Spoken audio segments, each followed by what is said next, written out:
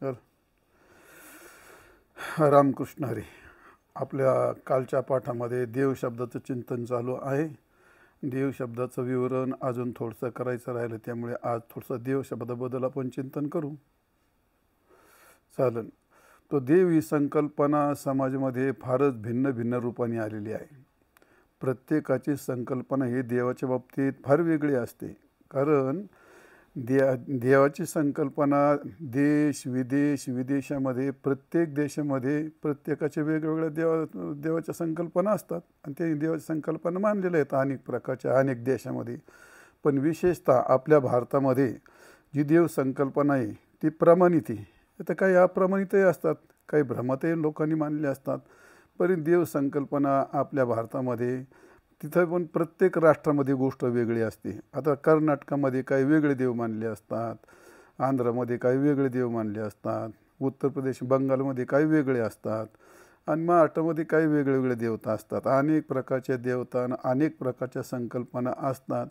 आणि मग असा देव जो आहे तर ते देव काय आहे, प्रत्येकाची संकल्पना वेगळी. आता काहींना असं वाटतं देव 2 हाताचा आहे का 4 हाताचा आहे की 6 हाताचा आहे की 8 हाताचा आहे. नेमका कोणता देव? द्विभुज जर म्हटलं, राम कृष्ण पांडुरंग हे द्विभुज देव आहेत. ते चतुर्भुज म्हणलं तर भगवान विष्णू आहेत, गणपती ब्रह्मदेव असे चतुर्भुज असे पण देव आहेत. आणि षडभुज तर षडभुज काही देवी पण आहेत, गणपतीला 6 भुजा दाखवल्या आहेत. आणि काही अष्टभुजा, चामुंडा वगैरे अष्टभुजा 8 भुजाचे पण काही देवता आहेत. मग आता 2 हाताचा का 4 हाताचा का 6 हाताचा का 8 हाताचा नेमका देव कोणता संकल्पना? कारण आपण जो हरिपाठ सांगतोय तो हरिपाठ खूप सामान्य माणसाला कळतो. तर त्याला असं देव तर मग हा तर बहुतेकाची संकल्पना सगळे देव एकच आहेत. मग कोणत्याही देवाच्या दारात उभं राहिलं तर आपल्याला 4 मुक्ती मिळतील अशी पण समजूत होऊ शकते ना. तर त्याकरता देवाचा थोडासा ज्ञानेश्वर महाराजांनी या ठिकाणी देव शब्दाचा जो सामान्य उल्लेख केला आहे. देव शब्दाचा तो विशेष अर्थ सांगण्याकरता दिव्येती देव हा त्या पद्धतीने जर सांगितलं ते फार अवघड होईल. त्याचा फार मोठा विस्तार आहे. तर या ठिकाणी तो एवढा अवघड विस्तार करायचा नाही आपल्याला. गीतेमध्ये आपण तिथं तो त्याचा देव शब्दाचा विस्तारित अर्थ आपण सांगत असतो. पण इथं देव शब्दाची सर्वसामान्य माणसाला शंका येऊ नये आणि म्हणून थोडंसं आपण या ठिकाणी विस्तार केला आहे. तर आता नुसते तुम्ही भैरव घेतले तर ते अष्टभैरव आहेत प्रमुख. अष्टभैरव आहेत, त्यांचे स्थान त्यांचे नामन ते अनेक पण भिन्न होतात आणि ते ठिकाणची माणसं त्याला देव मानतात. आमचा हा दिव्य असं म्हणतात. ते अष्टभैरव आहेत, त्याप्रमाणे दिव्य आहेत. तर त्या देवीसुद्धा प्रमुख अष्टदेवी मातृका मानलेल्या आहेत. तर त्या देवींचे प्रत्येक ठिकाणी स्थान त्यांचे नावं ते देवी इतक्या झाल्यात का त्याची कल्पना पण करता येत नाही. पण ते स्थानिक माणसं ते हरिपाठ पण वाचतात, ते त्यांना देव पण समजतात. आणि मग त्यांना त्या देवाच्या दारात उभं राहिलं आणि 4 मुक्ती मिळतात का, त्यांना अशी पण शंका येऊ शकते. आणि भगवान शिवशंकराची गोष्ट तर फारच वेगळी येते. म्हणजे अनेक ठिकाणं, अनेक नावं, अनेक रूपं, अनेक, पण तो भगवान एकच आहे ही गोष्ट तर नक्कीच आहे. ती गोष्ट असं आहे ते. मग आता विश्वेश्वर, बेलेश्वर, रामेश्वर, ते सिद्धेश्वर, वृद्धेश्वर, त्या देवाचे नावं इतके आहेत, इतके स्थानं, इतके नावं आहेत. तर त्यांना असं वाटतं ते पण एक देव आहे व तो तसा पण प्रकार होऊ शकतो ना. भगवान विष्णूचा सुद्धा असा प्रकार होऊ शकतो. आता काही दैत्यांचे मंदिर आहेत. आता दैत्याचे मंदिर आहेत, ते मंदिरं बांधलीत, त्यांनी मंदिरं बांधलीत, त्याला ते देव समजतात. त्यानंतर आपला हाच देव आहे, याच्या दारात गेलं तर मग आपल्याला 4 मुक्ती मिळू शकतात अशी पण काहींची संकल्पना होऊ शकते. अशा प्रकारे म्हणून देवाच्या संकल्पना आहेत ही सर्वसामान्य माणसाच्या डोक्यात या अशा देवदेवतेचे त्याला ते देवाचं दार म्हणू नये, त्यांची शंका दूर व्हावी म्हणून आपण हा थोडासा काय केला, विस्तार केला, चिंतन केलं. अशा देवाच्या संकल्पना आहेत. अजून काल तुम्हाला थोडा सांगितल्यात. काहींचा वाळूचा, दगडाचा, झाडाचा अशा संकल्पना असतात. तर देव ही संकल्पना ज्ञानेश्वर महाराजांनी देव इथं सामान्य शब्द टाकल्यामुळे त्याचा थोडासा विस्तार करण्याचा प्रसंग आला. शेवटी देव कोण देव पाहिला का? नाही. ज्यांनी पाहिला तो माणूस आपल्याला भेटला आहे का? नाही. ज्यांनी देव पाहिला तो आपल्याला सांगायला नाही आला. बरं, आपण देव पाहिला असं काय नाही. मग नाही पाहिला तर देव कशाला म्हणायचं हे आपण ठरवू शकत नाही. देवाचं काय आपल्याला प्रत्यक्ष नाही. मग ज्या विषयाचं प्रत्यक्ष नसतं त्याकरता आपण जर मनाने संकल्पना केली, याला देव म्हणतात, त्याला देव म्हणतात, त्याला देव म्हणतात, तुम्ही मनाने संकल्पना केली तर ती फसन. कारण मुळातच मन ही गोष्ट आहे मनोविमर्श रूपम, वाया मन हे नाव. मनाने केलेली कल्पना ती बहुतेक सगळी मूर्खत्वाचीच कल्पना असते. ती सगळी मूर्खत्वाचीच कल्पना असते. कारण का, कोणती कल्पना ही शास्त्रप्रमाणित असावी लागते आणि ती गोष्ट श्रुती स्मृती श्रुती अनुभूती, श्रुती स्मृती आणि अनुभूती या 3 गोष्टीला जुळली तर ती संकल्पना योग्य असते. आपल्या मनाने एखादी संकल्पना उभा केली तर ती सगळी मूर्खाची संकल्पना असू शकते. कारण का, मन हे काही पण कल्पना करू शकतं. अशा प्रकारे त्या बिरबलच्या दरबारामध्ये 3 मूर्ख आली होती आणि ते 3 मूर्ख आली आणि त्यांनी सांगितलं, दरबार भरलेला होता, बादशहाचा दरबार भरलेला होता आणि त्यांचे काहीतरी विचारविनिमय चाललेलं होतं. पण ही तिघे आली. आता हे मूर्खच होते. ते आता मूर्ख होते. एकाने पायथन उलटी घातली होती, एकाने टोपी उलटी घातली होती आणि एकाने शर्ट उलटा घातला होता. तिघे आली. ते नाही, पहिला आमचा निर्णय द्या म्हणले, आम्हाला जो त्रास होतो तो आमचा त्रास दूर केला पाहिजे म्हटले. काय त्रास होतो? पहिल्यांदा सांगितलं, मी रोज गंगे स्नानाला जातो म्हटले, त्या गंगेचं पाणी इतकं गार लागतं म्हटले, त्याचा मला खूप त्रास होतो. तर हे पाणी ओलं काय म्हटले, त्या पाण्याला पहिली शिक्षा द्या म्हटले. हे पाणी ओलं काय म्हटले, तर ती मला उद्या त्रास नाही झाला पाहिजे. मी पाणी ओलं काय, हे पाण्यातलं ओले पाण्यानं गार पानं पहिला काढून टाका म्हणले. नाही, तुमचा काय उपयोग आहे? बरं, बादशहाने ऐकून घेतलं. पुढचा म्हणणे, ते मी रात्री स्वप्न पडलं, स्वप्नात मी राजा झालो, मला राणी मिळाली, राज्य मिळालं, राजपुत्र मिळाला, सगळं ऐश्वर्य होतं माझं, सगळं एवढं सगळं चांगलं होतं. आणि सकाळी मी 2 तासांनी उठल्याच्यानंतर ते राजा गेला, स्वप्न गेलं, ह्या स्वप्नाने मला एवढा त्रास दिला. मग ते स्वप्न तसंच राहिलं असतं, मी किती आनंद भोगला असता. ते स्वप्न गेलंच का? आणि जर जायचं होतं आलंच का? स्वप्नाला काहीतरी शिक्षा झाली पाहिजे. बादशाह म्हणले, बरं म्हणले, तुझं. तिसऱ्याचं काय म्हणले? तो म्हणलं, मी गाईला चारा टाकला, ते गाईनं अर्धा खाल्ला, सगळे बिरखुंड करून टाकलेत म्हणे. मग ते बिरखुंडाचं करायचं काय म्हणले? ते गाईने चारा खाल्लं ती गोष्ट खरी, पण आता हे बिरखुंड खाली टाकलीत तर याचा उपयोग काय म्हटले? याचा जिम्मेदार कोण म्हणे? तर याची काय विल्हेवाट? मला रोज त्याचा त्रास होतोय, मला याचा न्याय मिळाला पाहिजे. आता बादशहाला वाटलं यांचे प्रश्न आणि यांचे उत्तरं हे आपल्या डोक्याच्या बाहेरचे आहेत. त्यांनी सरळ बिरबलकडं पाहिलं. बिरबल हजार जबाबी होता, त्याला माहीत होतं. तो म्हणला, ठीक आहे, तुमचं म्हणणं काय आहे? तो म्हणला, पाण्याला शिक्षा झाली पाहिजे. ह्यो म्हणलं, त्या स्वप्नाला फाशी झाली पाहिजे. हा म्हणला, त्या चाऱ्याचं कोण, त्याचं विल्हेवाट काहीतरी लावली पाहिजे, त्याचं मला निर्णय पाहिजे. चालेल म्हटले, उद्या सकाळी तुमच्या तिन्ही शिक्षा तुम्हाला त्यांना शिक्षा केल्या जाईल. तुम्ही फक्त पहिला पाण्यावाला आहे, त्याने त्या पाण्यातला ओलेपणा काढायचा आणि आणायचा म्हणले, त्याला पहिलं फाशीवर चढू म्हणले आपण. ते म्हणला, बरं चालेल. दुसरा ते म्हणला, तुझं स्वप्न आहे ना, ते स्वप्न इथं घेऊन ये म्हणले, त्याला ताबडतोब त्याला फाशीवर लटकून टाकू म्हणे, आपलं ते स्वप्न घेऊन ये इकडं. आणि याला सांगितले, चारा कोण टाकला? तो चारा तर दोष तर गायचा नाही, दोष तर चाऱ्याचा नाही, दोष तर जमिनीचा नाही. मग ज्याने चारा टाकला त्याला पहिले इकडे घेऊन त्याला पहिलं फाशील देऊ म्हणले आपण. आणि तिघं बाहेर गेले. मग ते चर्चा करू लागले, ते त्या पाण्यातलं ओलेपणा कसं काय काढायचं नाही, त्याच्याला स्वप्न कसं काय आणायचं नाही.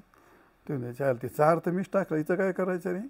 याला काय म्हणतात, हे संकल्पनाच मूर्खाची. का ती मनोमय आहे ना, ती संकल्पनाच मनोमय असल्यामुळे ती सगळी मूर्खाची संकल्पना आहे ती.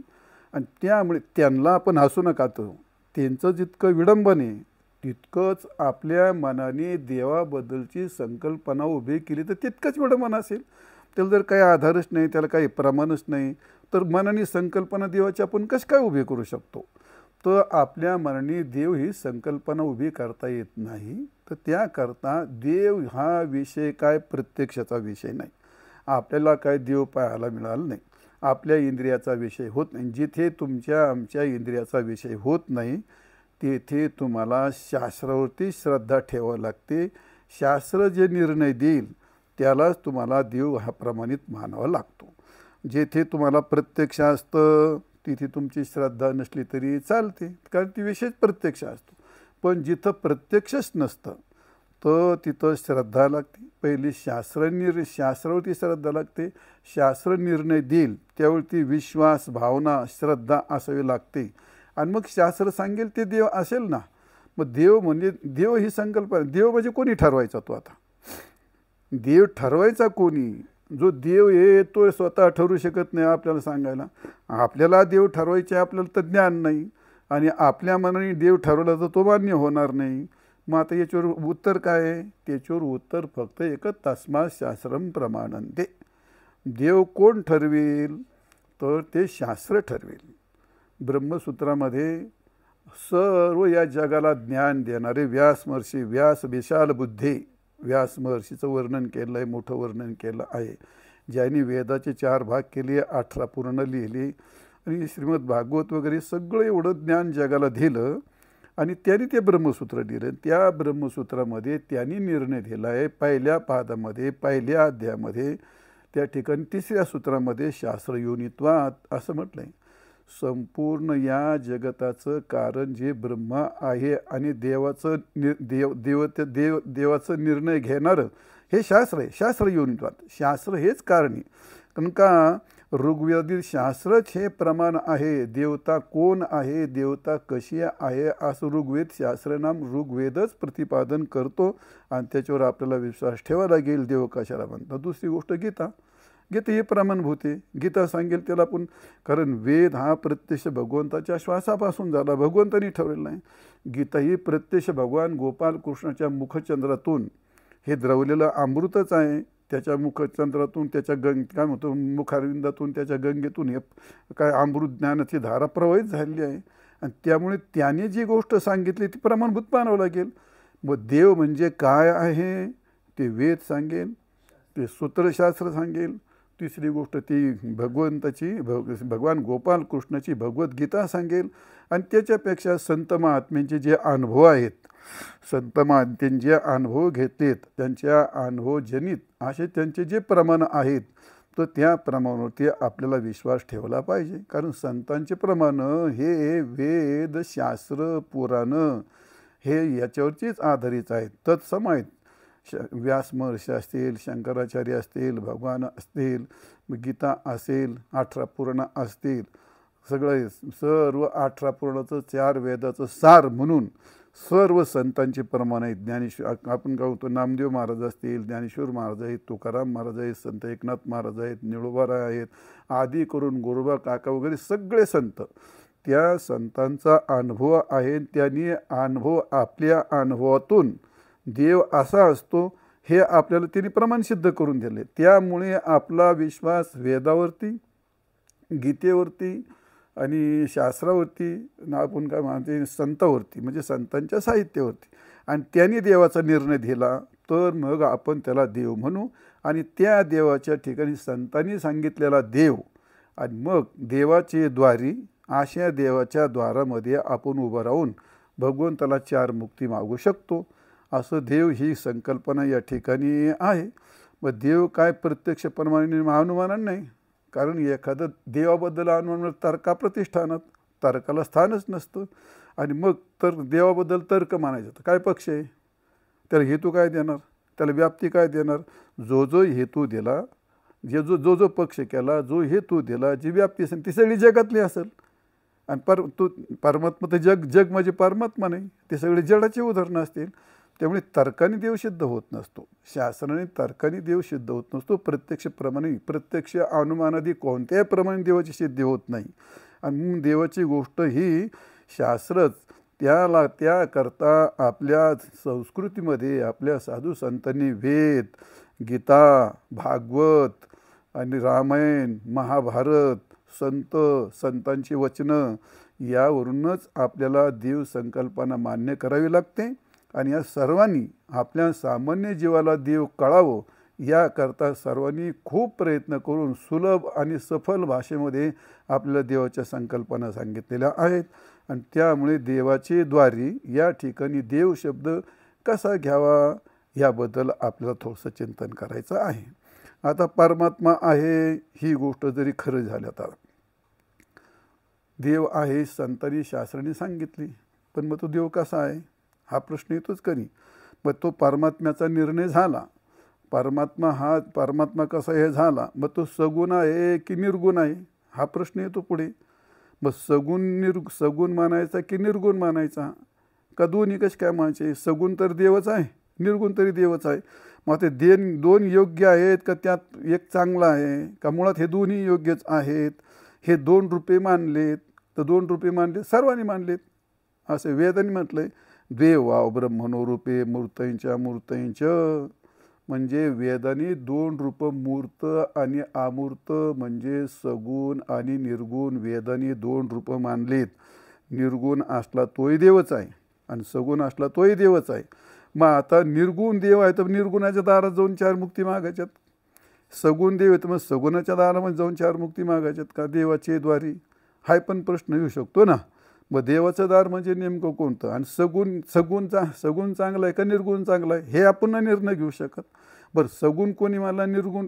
सगुण निर्गुण वेदांनी मानलेला आहे, सगुण निर्गुण सर्वांनी मानलेला आहे. संतांनी मानला आहे, भगवद्गीतेने मानला आहे, रामायणाने मानला आहे, महाभारतात मानला आहे. सर्व संत सगुण निर्गुण यांनी सर्वांनी मानलेत. त्याच्याकरता अनेक प्रमाणं आहेत आणि अनेक उदाहरणं दिलेली आहेत. संत वाङ्मय गच्च भरलेलं आहे. पण तरी आपली शंका निवृत्त होण्याकरता 1-2-5 प्रमाणाचं मी तुम्हाला संतांनी कसं मानलं आहे त्याबद्दल सांगणार आहे. आणि ते सांगितलं पाहिजे, कारण त्याबद्दलची शंका परत आपले विद्यार्थी, आपले श्रोते, त्यांना हा देव शब्द याबद्दलची यत्किंचितही शंका राहू नये, कोणाला संशयच राहू नये.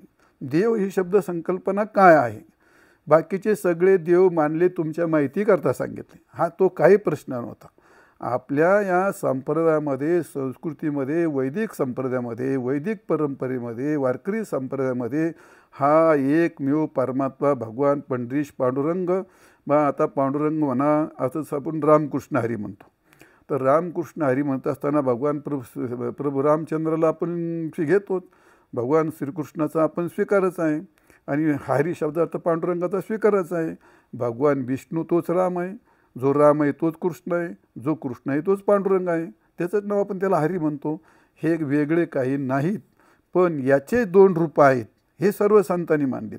पहिली गोष्ट भागवतामध्ये वर्णन केले, सच्चिदानंद रूपाय विश्व उत्पत्त्यादी हे तवे तापत्रय विनाशाय श्रीकृष्णाय वै नमः.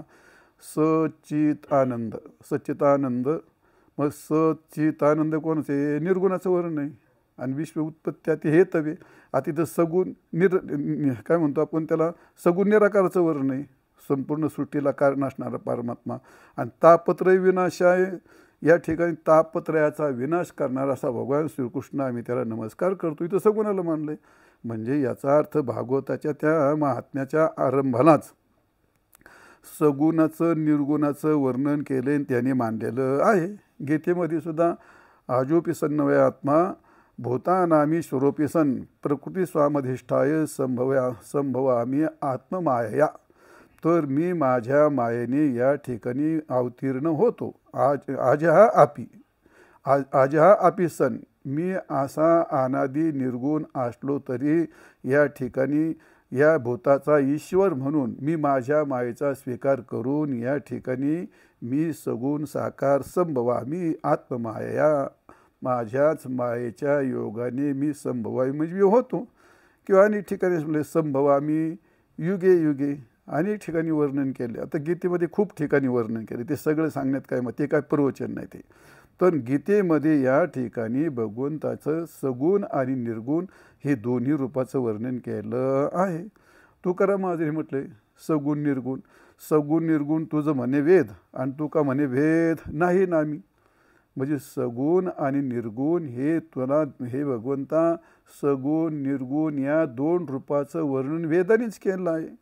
आणि त्यामुळे सगुण निर्गुण तुझं म्हणे वेद, वेदच तुला म्हणतो सगुण आणि निर्गुण. आणि तू का म्हणे भेद नाही नामी.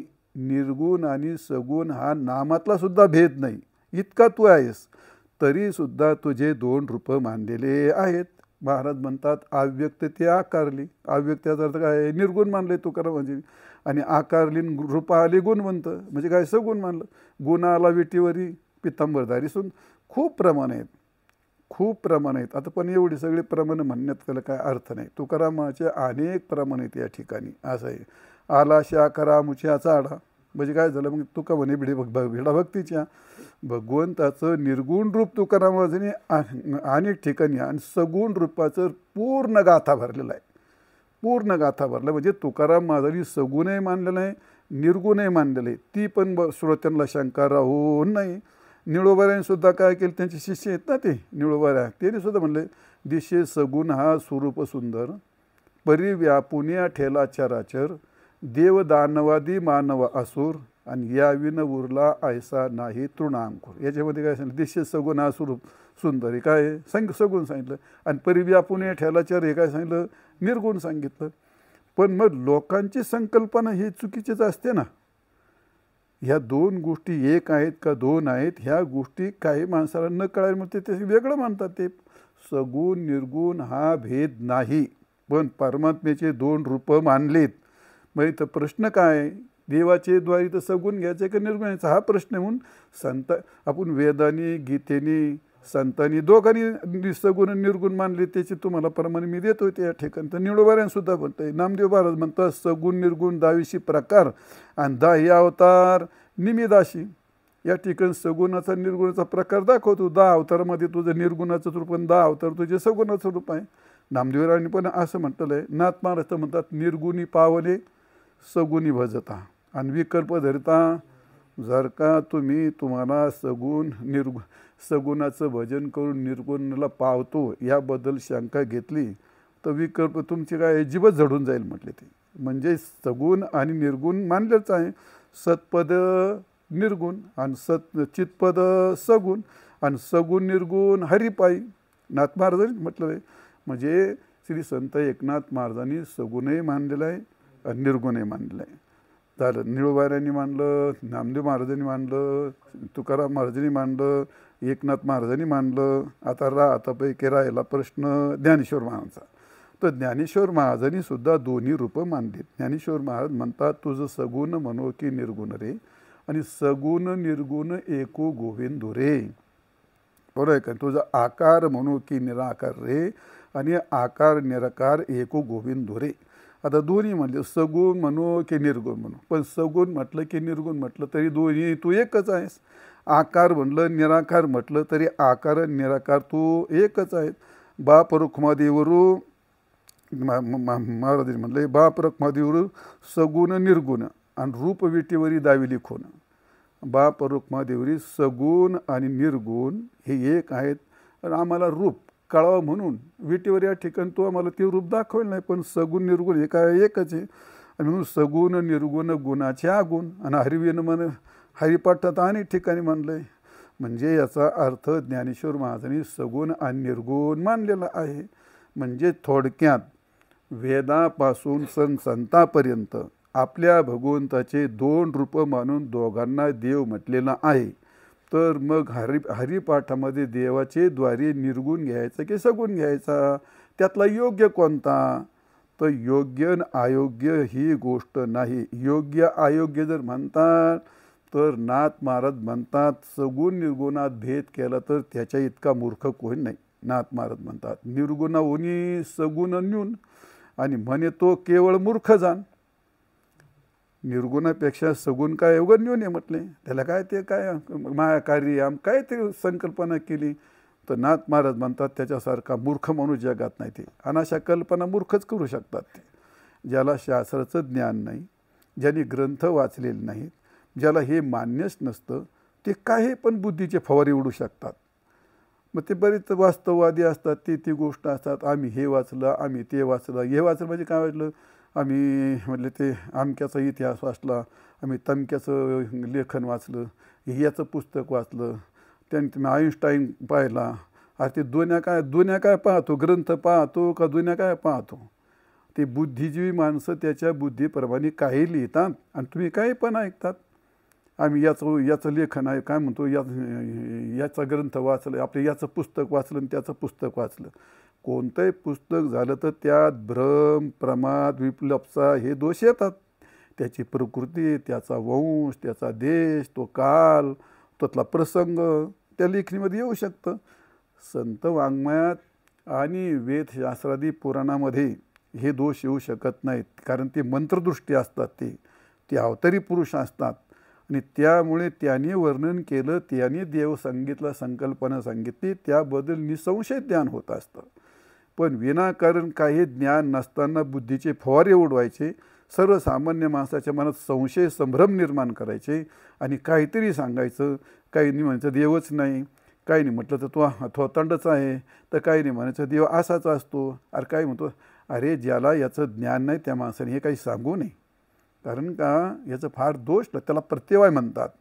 ज्या विषयाचं आपल्याला ज्ञान असतं त्या विषयाबद्दल माणसाने बोलावं, जरूर सर्वांनी बोलावं, सर्वांचा अधिकार आहे, सर्वांनी सांगावं. पण ज्याला त्यातलं यथोचित ज्ञान आहे, ज्यांनी पांतशा ग्रंथाचं अध्ययन केलं आहे, ज्यांनी गुरुग्रही राहून अध्ययन केलं आणि मग त्याला शास्त्राचं थोडं रहस्य समजलं असेल थोडंफार सांगण्यापुरतं तरी, त्यांनी सगुण निर्गुणाचं विचिंतन करावं. देवाचे द्वारी काय हे त्यांनी सांगावं, द्वार कोणतं हे त्यांनी सांगावं, उभाक्षण काय आहे त्यांनी सांगावं, चार मुक्ती कशा मिळतात हे त्यांनी सांगावं. अधिकारी म्हणून कोणी उठायचं आणि कोणी सांगायचं. काय सांगता तुम्ही? संतवाङ्मयाचं का चिंधड्या करता तुम्ही? तो ते तुम्ही जर चुकीचा अर्थ सांगितला, चुकीचा उच्चार केला, त्याला प्रत्यवाय लागतो. शास्त्रांतीचे दोष सांगितलेले आहेत आणि म्हणून चुकीचं कधी सांगू, चुकीचं केलं तर त्याला शिक्षाच मिळते. आपली आई असते ही गोष्ट खरी, पण आईची सेवा केली तर ती आपला उद्धार करते. पण जर त्या आईची फजिती केली तर काय होते? मग ते नरकाला घेऊन जाते. ज्ञानेश्वर महाराज म्हणतात, आपुलीची जननी नग्न करून दाविली जनी, आणि पुढे ते तीर्थची परी पत्नी कारण होय. अरे ती तीर्थरूप असताना ती आपल्या पत्नाला, आपल्या नरकाला कारण होऊन जाते. कारण का? तुम्ही तिची इज्जत घातली, तुम्ही तिची इज्जत घातली, तुम्ही तिची विडंबना केली. मग संतवाङ्मय ही अध्यात्मविद्या, ही अध्यात्मविद्या आपली माताच आहे. आणि मग त्या मातेचं जर कोणी असं विडंबन केलं, काय ना भाऊ आमचा भोळा भाव, अरे परमार्थ करण्याकरता भोळा भाव असतो, सकळा शेते अधिकार. आणि कशाकरता? कलियुग हरीच्या नामी. मूर्खा हो, परमार्थ करायला सगळ्यांचा अधिकार असतो, पण सांगायला कोणाचा अधिकार नसतो. पाहुण्या ग्रंथ करावे कीर्तन, आणि तेव्हा आली जाण फळ त्याची. सांगण्याकरता पात्रता असावी लागते. उगाच सांगते तर म्हणून काही सांगावं, का सांगावं? परमार्थ करायचा सगळ्यांना अधिकार असतो. इथे कोणालाही वंचित ठेवणं, यारी लहान थोर किंवा सकळाशी आहे अधिकार अनेक प्रमाणे आहेत, सर्वांचा अधिकार असतो. पण सांगण्याकरता एक विशेष प्रकारची पात्रता लागते, त्याचं अध्ययन झालेलं असावं लागतं. आणि मग त्या माणसाला सांगितलं तर सगळ्यांनी सांगावं, काय अडचण आहे, आपली काय कोणाबद्दल ना थोडीच आहे, असो तो भाग. आणि म्हणून सगुण निर्गुणाबद्दल ज्यांना ज्ञान नाही, सगुणाचं यथोचित ज्ञान नाही, निर्गुण म्हणजे नेमकं काय माहीत नाही, आणि त्याला एकाला श्रेष्ठ समजायचं, एकाला कनिष्ठ समजायचं. नाथ महाराज म्हणतात, अरे असं न्यून सगुण जर म्हटलं म्हणे तो केवळ मूर्ख जाण. मग अरे सगुण निर्गुण समसमान, सगुण निर्गुण एकदम समसमान आहेत. न्यून पूर्ण आशेना, काही त्यातली न्यूनता नाही आणि पूर्णता आहे हे असं काही म्हणता येत नाही. नाथ महाराजांनी त्याला फार सुंदर उदाहरण दिलं आहे. कोणतं उदाहरण? नाथ महाराज म्हणतात, तुमच्या सर्वांचा अनुभव आहे कशाचा? तुपाचा. मग आता तूप आहे, मग त्याला थंडी जर लागली तर तुपाचं काय होतं? ते गोळा तयार होतो. आपण त्याला काय म्हणतो? थिजलेलं तूप म्हणतो. आणि ते जर पगळलं तूप तर मग त्याला काय म्हणतो? आपण तुपच म्हणतो. याला फक्त काय थिजलेलं म्हणतो, आणि याला काय म्हणतो? पगळलेलं म्हणतो, विरघळलेलं म्हणतो. आता विरघळलं तरी तुपच आणि थिजलं तरी तुपच. तसलाच प्रकारे या ठिकाणी नाथ महाराज म्हणतात, अरे विरघुरले ते तूप होय आणि थिजले ते त्यापरीच गोड आहे. थिजलेलं तर रंगीत दिसतं, हातात घेतं तर रंगीत दिसतं, त्याचा वास घेता येतो. हे पगळेलं तर कोणीकडे पगळतं ना ते. मग त्याच्याकरता निर्गुणापेक्षा सगुण गोड का म्हटलं? मग आता समजा पगळलेल्यापेक्षा थिजलेलं चांगलं का म्हटलं? ते गळलेलं ते कोणत्या डब्यात घालून कुणीकडे घेऊन जाता येतं आणि त्याचे गोळे पण खाता येतात, त्याचा वास पण घेता येतो, तेच असतं ते. पण मग ते पगळलेलं काय असतं ते तेवढ्यातच वापरते, त्याला काही कुठं घेता येत नाही. तशी गोष्ट आहे. हा तो विनोदाचा भाग सोडा. पण सगुण निर्गुण हे पगळलेलं आणि थिजलेलं तूप याप्रमाणे नाथ महाराजांनी या ठिकाणी उदाहरण दिलं आहे. विरघुरले ते तूप होय आणि थिजली त्यापरीस गोड आहे. आणि म्हणून सगुण निर्गुण समसमान न्यून पूर्ण आशेना. ह्या सगुणाच्या निर्गुणाच्या दोन्ही कल्पना आपल्या संतांनी सर्वांनी मानल्यात आणि ते एक मानले आहेत. आणि म्हणून तात्पर्य काय आहे, देवाचे द्वारी उभा क्षणभरी. तर या ठिकाणी कोणता देव घ्यायचा? आता तुम्हाला सगुण निर्गुण दोन कल्पना सांगितल्यात. मग आता आम्ही सगुण घ्यावं का निर्गुण घ्यावं? तर आपलं सगुण घ्यायचा का निर्गुण घ्यायचा याचा बोध, कारण का निर्गुणाचा बोध इथं ह्या ग्रंथात प्रश्न नाही. निर्गुणाचा बोध कठीण, मन बुद्धी वाचे अगम्य जाण. निर्गुण हे कठीणच असतं, जे मनाची नखी न लगे, बुद्धीची दृष्टी न लगे, ती इंद्रिया किरजोगे काय होईल. निर्गुण हे काही सामान्याचा विषय नाही. निर्गुण हे कठीणच असतं. आणि आपला हा हरिपाठ नावाचा ग्रंथ माऊली ज्ञानोबाऱ्यांनी सर्वसाधारण सामान्य माणसाच्या अधिकाराकरता सांगितलेला आहे. आणि म्हणून या ठिकाणी सगुण घ्यायचा का निर्गुण घ्यायचा, तो या सर्वांची शंका दूर करून या ठिकाणी सगुण परमात्माच देव घ्यायचा.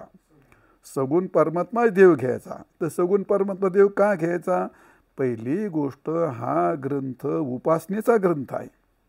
हरिपाठ हा ग्रंथ उपासनेचा आहे. आणि ज्याला उपासना करायची असते त्याचा एक उपासक असतो, त्याची एक उपासना असते आणि त्याचे एक उपास्य दैवत असतं. नाही तर उपासना कोणाची करणार तुम्ही? या ठिकाणी सगुण परमात्मा भगवान पंढरीश पांडुरंग हे आपलं उपास्य आहे. आणि हरिनामाची भक्ती करणं ही आपली उपासना आहे. आणि एखादा शुद्ध वारकरी असतो भजन करणं, हा उपासक आहे. आणि म्हणून इथं देवाचे द्वारी म्हणजे सगुण देवाच्या दारामध्ये असं या ठिकाणी हरिपाठ हा उपासनेचा ग्रंथ असल्यामुळे सगुणच घ्यायच्या ठिकाणी. दुसरी गोष्ट, हरिपाठ हा नामाचं महत्त्व सांगणारा ग्रंथ आहे.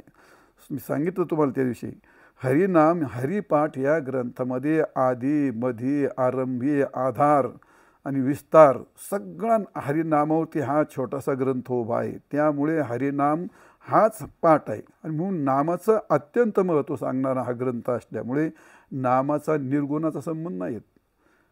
निर्गुण म्हटले, गुण नाही तर त्याला नाव कुठं असणार? ते असं आहे. ते अशब्द अरूपम वर्णन केलं वेदांत्याचं. ते मग सगुण आणि नाम याचा संबंध येतो ना. नाव कोणाला आहे? सगुणाला आहे. काय बो आहे कृपावंत आणि अनंत हे नाम ज्या, पण कोणाला? सगुणा करता येत नाव. आणि म्हणून नामाचा आणि सगुणाचा संबंध येतो. निर्गुणाचा नामाचा काही संबंध येत नाही. निर्गुणाचा ज्ञानाचा संबंध येतो, सगुणाचा नामाचा संबंध येतो. आणि म्हणून नामाचं महत्त्व असल्यामुळे हरिमुखे म्हणा. सर्व हरिपाठ म्हणत असताना किती वेळा म्हणतो आपण ते तुम्हाला गणित सांगितलेलं आहे, किती वेळा नामाचा उच्चार होतो. असं नामाचं महत्त्व प्रतिपादन करणं असल्यामुळे इथं सगुणाचा देव घेतला, सगुण देव घेतलाच पाहिजे. दुसरी गोष्ट काय, सगुण देव का घ्यायचा? तर या ठिकाणी सुलभ भक्ती आणि मुक्ती, भक्ती त्याला काय भक्ती भुक्ती मुक्ती देणारा चिनी चारी मुक्तीचा दिल्या. तिथं निर्गुणात देव घेतला तर ते फक्त सायुज्य मुक्तीचा प्रश्न येतो. बाकी तीन मुक्तीची काय संगती लावायची? तीन मुक्तीची काय संगती लावणार? तर त्याकरता इथं सगुणाचा देव घेतला पाहिजे. ज्ञानेश्वर महाराज म्हणतात या ठिकाणी, भुक्ती आणि मुक्ती नामापाशी प्रत्यक्ष आणि चारी वेद साई शास्त्र देता ती साक्ष. गोड तुझे नाम विठोबा आवडते मज. नामाजवळ चार मुक्ती असतात, चार मुक्ती प्राप्त होतात ज्ञानेश्वर महाराज म्हणतात. मग ते सगुणाच्या दारामध्ये जाऊनच चार मुक्ती घेता येतात. निर्गुणाच्या दारात तुम्हाला चार मुक्तीने मुक्तीचाच विषय नाही, तिथं मुक्तिरूपच होऊन जातो. सायुज्य मोक्ष तिथं फक्त ज्ञानाने तो. आणि म्हणून चार मुक्ती प्राप्तीचा असल्यामुळे या ठिकाणी आपल्याला सगुण देवच घेतला पाहिजे. चौथा मुद्दा असा आहे, कारण का ध्यान कोणाचं करता येतं? ध्यान भजन कोणाचं करता येतं? पूजन कोणाचं करता येतं? ध्यान कोणाचं करता येतं? आपण ज्या कालामध्ये पूजन करतो ते सगुणाचं करतो, आणि भजन करतो ते सगुणाचंच करतो, आणि ध्यान करतो ते सगुणाचंच करतो. ज्ञानेश्वर महाराज म्हणतात, ज्ञानदेव म्हणे सगुण हे ध्यान. आणि नामाचा पाठ म्हणजे काय झालं? नामाचा पाठ तर भजन झालं, आणि सगुणाचं काय झालं? ध्यान झालं. म्हणजे या ठिकाणी सगुणाचं ध्यान आणि हे सगळं पूजन.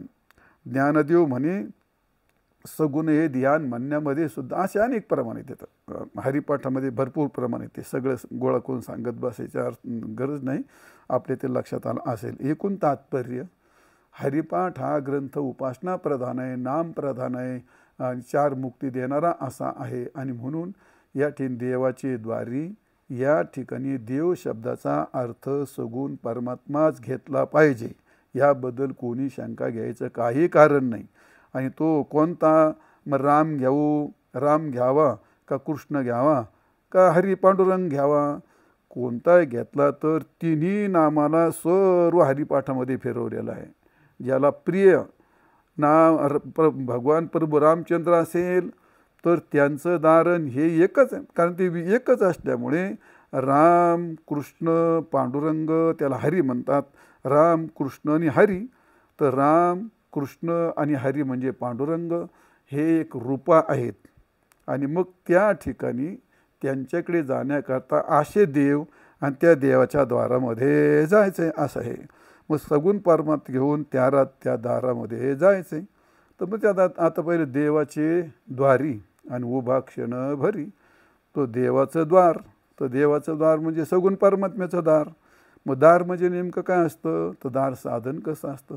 मग देवाचे द्वारी, उभा काय असतो आणि क्षण म्हणजे केवढा असतो आणि चार मुक्ती कशा प्राप्त होत्यात.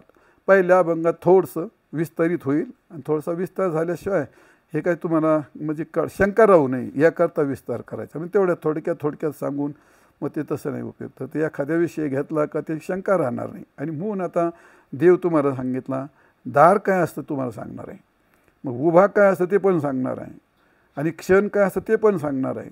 ह्याचे उत्तम प्रकारचं विश्लेषण करणं आहे. पहिलं चरण दुसरं चरण हे चिंतनीय आहे, त्याचं चिंतन करायचं आहे. आणि हा अभंग सर्व हरिपाठाचं सूत्र आहे आणि इथून तो सगळाच याची रचना झाली असल्यामुळे तो या ठिकाणी पहिल्या चरणाचं थोडंसं चिंतन विस्तारित होईल. मग पुढे काय सोपं चालणार आहेत. आता पुढे आपण द्वार काय आहे, क्षण काय आहे, क्षणभर उभा म्हणजे काय किती कसा उभा राहत असतो, देवाचं दार का देवळाचं द्वार, सगुणाचं दार घेतलं तर काय, निर्गुणाचं दार घेतलं तर काय, त्याचं थोडंसं चिंतन करू. पण आता या ठिकाणी झायला आपण या ठिकाणी थांबू आणि उरलेला चिंतनाचा विषय पुढच्या पाठात घेऊ.